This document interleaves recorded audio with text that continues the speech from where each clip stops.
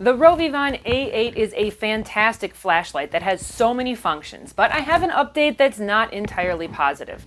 Now, I was very excited about the Rovyvon A8 Generation 4, which came out right around the time I made my original video. I made sure to get one and tested a bit before that video.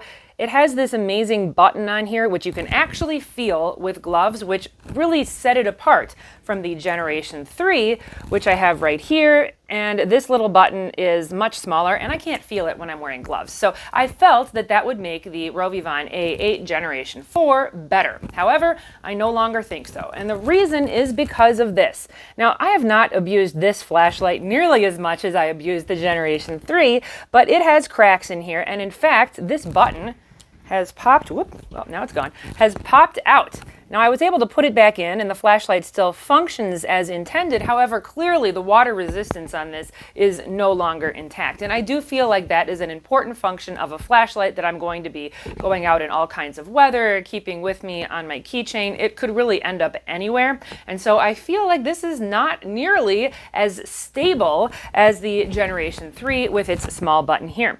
Now the reason that I mention this is because Rovyvon still on their website sells a version of the Rovyvon A8 that has this type of button, and honestly, were I to purchase another one, this is probably the one that I would get, this small little button size.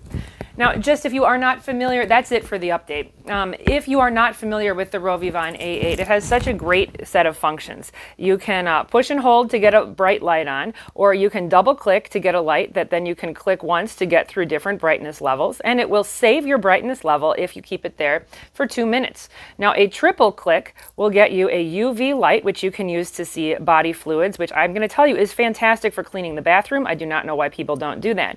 Click again for a solid red light. Click again for a flashing red light, which could be used for safety purposes, like if you're walking or riding your bike at night.